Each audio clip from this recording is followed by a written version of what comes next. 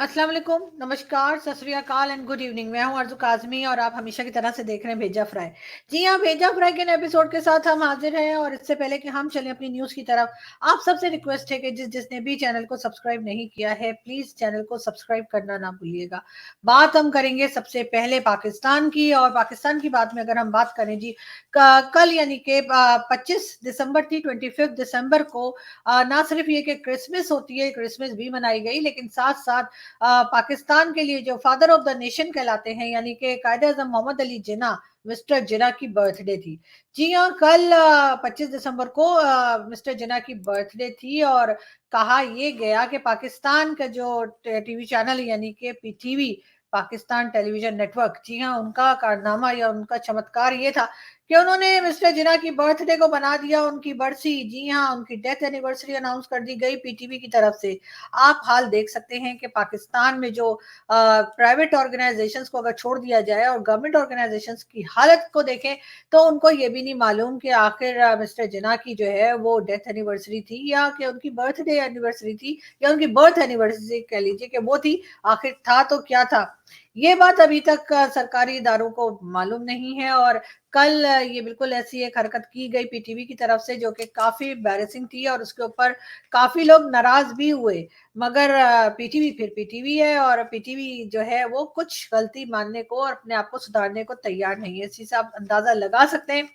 कि चाहे वो पीआईए हो, चाहे जो कि फ्यूल के लिए रोते रहते हैं और जो पैसेंजर्स हैं वो भी कहते हैं कि जी हमें कोई बचा ले, हमें कोई पहुंचा दे जहां हमें जाना है। और इसी वजह से पीआईए को भी अक्सर बताया जाता है कभी फ्यूल नहीं है और कभी कोई और प्रॉब्लम बताई जाती है। और इस तरह से पाकिस्तान की एयरलाइन जो है वो अब इस जगह पहुंच गई है जहां पे ये कहा जा रहा है कि उसको प्राइवेटाइज किया जाए या उसको कोई कंट्री, अल्लाह का बंदा कोई आके उसको खरीद ले।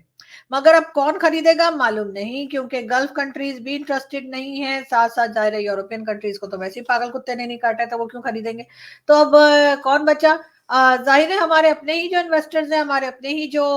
पॉलिटिशियंस हैं जो पैसा बना बना के बैठे हैं, मेरे ख्याल से उन्हीं को कुछ सोच विचार करनी चाहिए और कोई कार्रवाई कर देनी चाहिए, लेकिन अभी तक हमें ऐसा करता हुआ कोई दिखाई नहीं दे रहा। अब बात हो गई पीटीवी की, यानी पीटीवी का अब ये हाल हो गया। पहले भी पीटीवी में जो है वो भाई लोग के ही लोग लगे होते थे, जितने आपको टीवी एंकर्स नजर आते हैं या नजर आया करते थे पहले, या अब आगे जो नजर आते हैं सबके सब जो है वो भाई लोग की पर्ची लेकर आए होते हैं। और पीटीवी को तो कहा ही ये जाता है कि जी आईएसपीआर की तरफ से चलाया जाता है और जो बात वो कहते हैं वही बात बोली जाती है। खैर, बहुत से लोगों को ये भी प्रॉब्लम है मेरे साथ कि जी पहले जब मैं डिफेंड किया करती थी इंडियन टीवी पे जाके पाकिस्तान को, तब भी परेशान रहते थे कि भाई ये तो आईएसआई की लगती है इसलिए कि हर वो डिफेंड करती रहती है। अब जब मैंने डिफेंड करना छोड़ दिया, मैंने सच बोलना शुरू कर दिया, जो बात है वो वैसी की वैसी बतानी शुरू कर दी। उसके लिए बहुत से लोगों का मुझे शुक्रिया अदा करना है। बहुत से हमारे इंडियन फ्रेंड्स हैं जिन्होंने हमें बातें सिखाई, समझाई, बताया और थोड़ी अकल दी। उसके साथ-साथ तारिक फ़तेह साहब, मैं उनकी बहुत बड़ी फ़ैन भी हूँ। मेरे फ़ादर के साथ भी वो काम कर चुके थे कराची के ज़माने में जब वो कराची हुआ करते थे।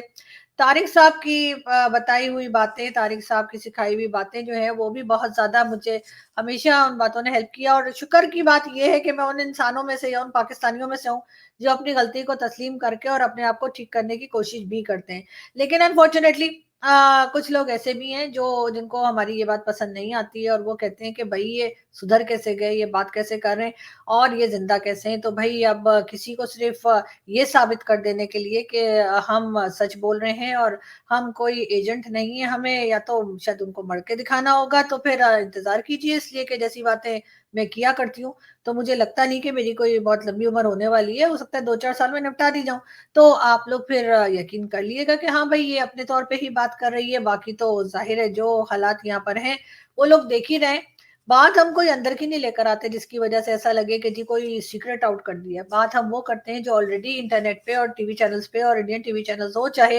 दुनिया का कोई टीवी चैनल हो, वहां पे की जा रही है। तो इसलिए जो लोग ये फिक्रमंद होते हैं कि ये सब कुछ बोल के भी जिंदा कैसे है, तो उनके लिए मैं ये बता दूं कि वो पकड़ के मारते उनको है जो कोई आपको अंदर की खबर देते हैं ना, कोई सीक्रेट न्यूज बाहर आती है जो कि पहले से बाहर ना हो। मेरे ख्याल से तो ऐसा ही है।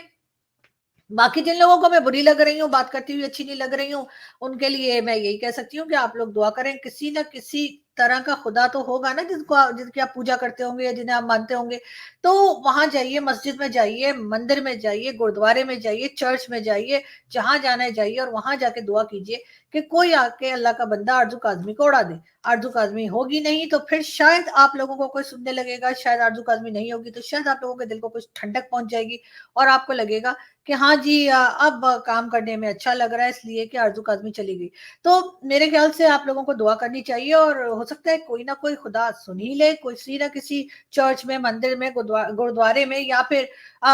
मस्जिद जाइए और वहां जाके दुआ कीजिए कि क्योंकि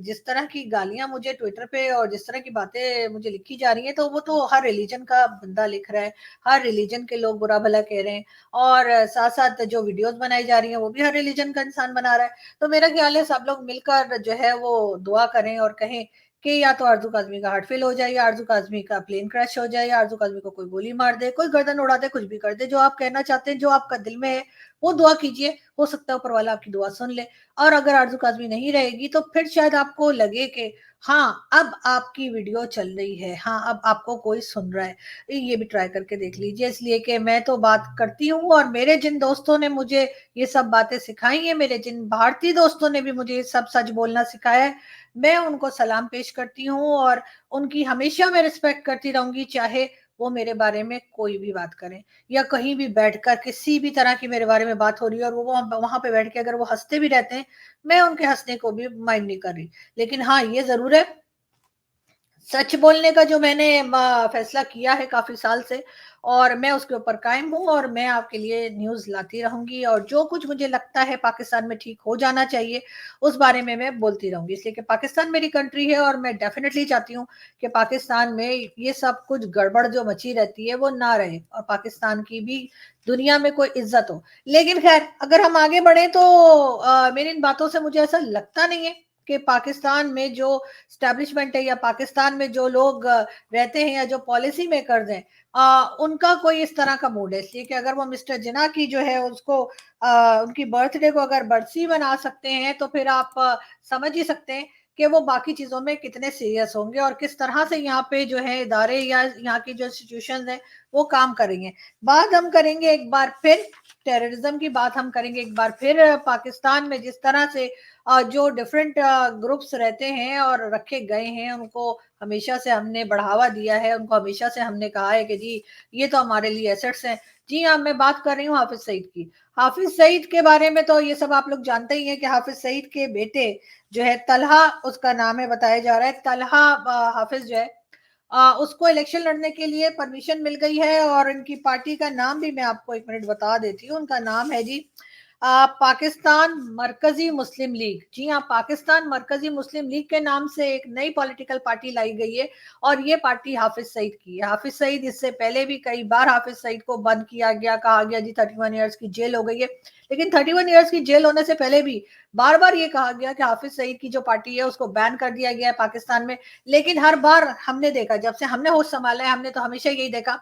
कि हाफिज सईद की पॉलिटिकल पार्टी जो है वो नाम बदल के किसी नए नाम के साथ इलेक्शन में हिस्सा लेती है और वही कुछ होता हुआ हम इस वक्त भी देख रहे हैं। यानी कि हाफिज सईद की जो पॉलिटिकल पार्टी है या हाफिज सईद की जो टेररिज्म बनाने की जो फैक्ट्री या जो पार्टी है उसको एक बार फिर कहा गया कि ये बैन हो चुकी है, ये नहीं आएगा। 31 ईयर्स के लिए उसको हाउस अरेस्ट कर दिया गया, यानी कि जेल में नहीं रखा। आपने कल के रहने वाले प्राइम मिनिस्टर इमरान खान को तो जेल में रखा हुआ है, लेकिन हाफिज सईद को, जिसको सारी दुनिया टेररिस्ट मानती है, उसको आपने हाउस अरेस्ट करके रखा है। यानी कि घर के अंदर सब कुछ है, उसके पास वाईफाई भी है, टीवी, फोन, सभी कुछ, आराम सुकून से वो रह रहा है। और इमरान खान जो कि प्राइम मिनिस्टर रह चुके हैं, ठीक है, आपको उनसे 100 इख्तिलाफात हो सकते हैं, मैं खुद भी कोई इमरान खान की फैन नहीं हूं, मैंने हमेशा से इमरान खान के ऊपर जो भी बात की इमरान खान की हमेशा मैंने तनकीद ही की है, इमरान खान पे हमेशा मैंने क्रिटिसाइज ही किया है। लेकिन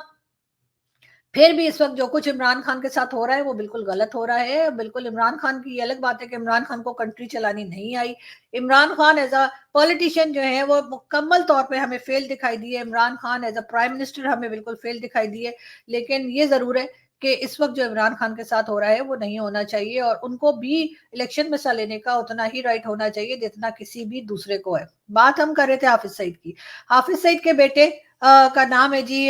तलहा तलहा हाफिज, उसको जो है जी परमिशन मिल गई है कि वो इलेक्शन में हिस्सा ले सकता है, और उसके पेपर्स जो है नॉमिनेट जो उसको किया गया था उसकी पार्टी की तरफ से,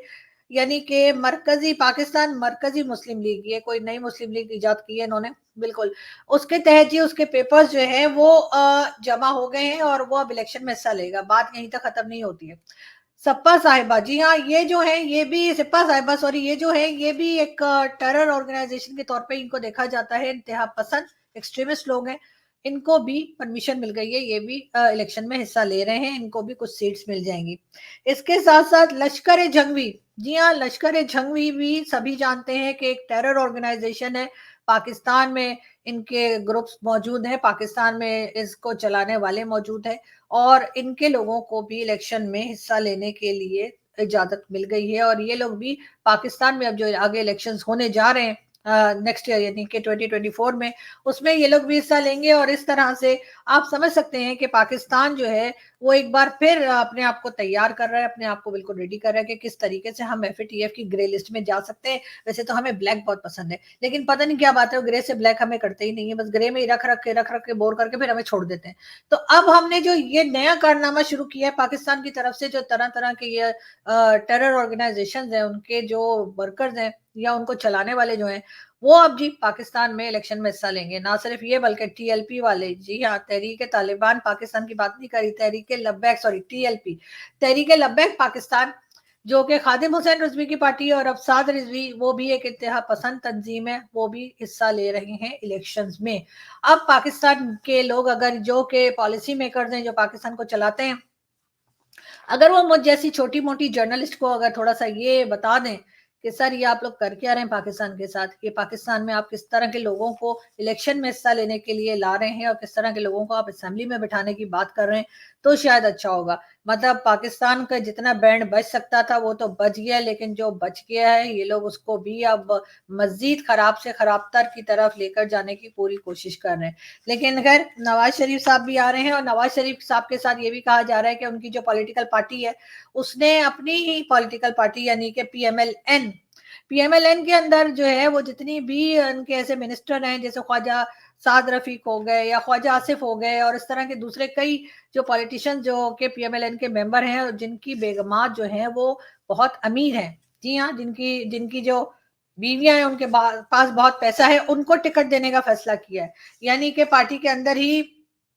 जो टिकट बांटे जाएंगे वो अमीर अमीर खवातीन को बांटे जाएंगे, उन खवातीन को बांटे जाएंगे जिनके पास बेतहाशा पैसा होगा, उनको पीएमएलएन का टिकट जो है वो दे दिया जाएगा। इस तरह से जो है वो इलेक्शंस होने जा रहे हैं। अब ऐसे इलेक्शंस को आप क्या कहेंगे, यानी कि नवाज शरीफ साहब का तो सबको पहले ही मालूम है कि वो आने वाले, लेकिन उनके साथ साथ बाकी लोगों के लिए जो टिकट दिए जा रहे हैं वो भी इसी तरह से दिए जा रहे हैं कि जिनके पास पैसा है और जो पार्टी के अंदर ही अंदर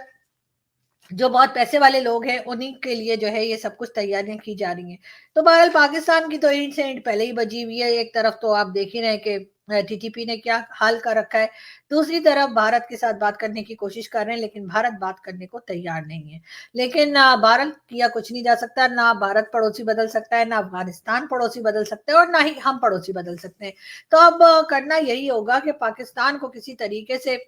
बातचीत करने की कोशिश करनी होगी, दोनों तरफ, अफगानिस्तान में भी और भारत में भी। लेकिन क्या कोई बात करेगा? ये खबर जो इस वक्त आ रही है, ये खबर जो हाफिज सईद के बेटे की आ रही है इलेक्शन में लड़ने की, ये जो लश्कर जंगवी वाले आ रहे हैं और बाकी जो ऐसी ऑर्गेनाइजेशन हैं जो एक तरह से टेरर ऑर्गेनाइजेशन कहलाती हैं पाकिस्तान में,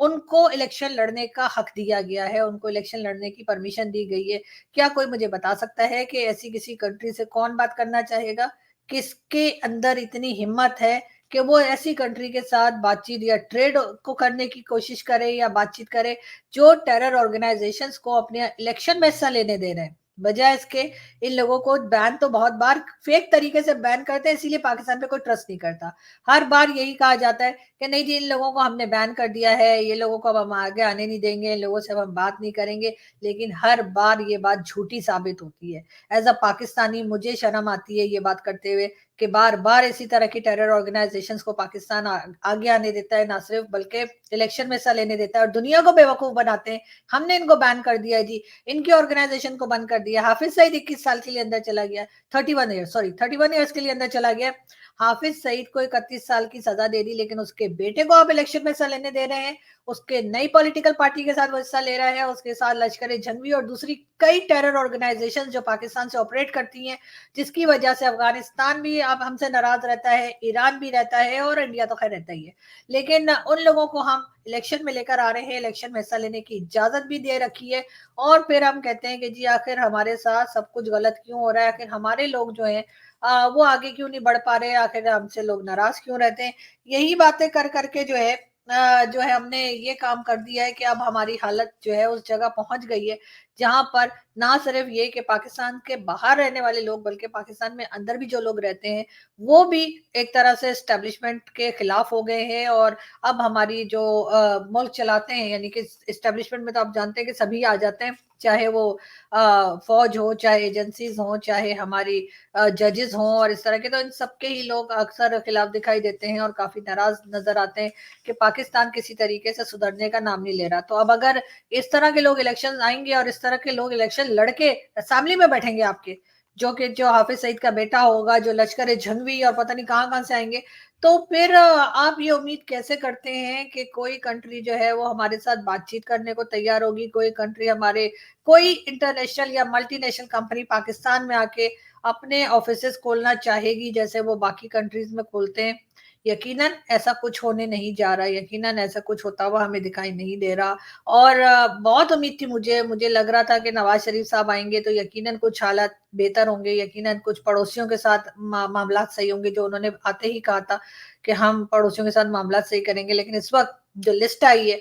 जिसमें ये बताया गया है कि कौन-कौन इलेक्शन में हिस्सा ले रहा है, उस लिस्ट में से इन लोगों के नाम और इन ऑर्गनाइज़ेशंस के नाम देखकर बहुत मायूसी हुई है और मेरी मायूसी यकीनन उन लोगों की मायूसी से ज़्यादा है, जिनको ये हर वक़्त खतरा रहता है कि पाकिस्तान से कोई आकर वहाँ पे नुकसान ना कर दे पड़ोसियों का, यानी कि पड़ोस की बात कर रही हूँ। मगर मैं ये ज़रूर कहूँगी कि एज़ अ पाकिस्तानी मुझे बहुत ज़्यादा उम्मीद थी और बहुत ज़्यादा मैं चाह रही थी कि पाकिस्तान की तरफ से जो है वो कुछ बेहतरी हो, पाकिस्तान की तरफ से कुछ वो जो अननोन गनमैन वाला सिलसिला चल रहा था, उससे बड़ी उम्मीद हो चली थी कि चलो एक-एक करके इन लोगों को मारा जा रहा है और इस तरह से पाकिस्तान में सफाया होगा तो शायद किसी को एहसास हो गया है, शायद हम लोग कुछ शर्मिंदा हो गए, शायद हमें कुछ ऐसा लगने लगा है कि हम भी नॉर्मल लोगों की तरह जिएँ, शायद हमें ऐसा लगता है कि हमारे पासपोर्ट की भी कोई इज़्ज़त हो जाए, शायद हमारे ऊपर भी लोग ट्रस्ट किया करें, शायद हमारा भी लोग यकीन करें कि हाँ, ये लोग हमारे लिए अच्छा सोच सकते हैं, हाँ, पाकिस्तानी हमारे लिए बुरा नहीं सोचते। शायद हम इस किस्म की कोई बात करने लगे हैं, हम इस तरफ को कोई कदम बढ़ाने लगे हैं कि चले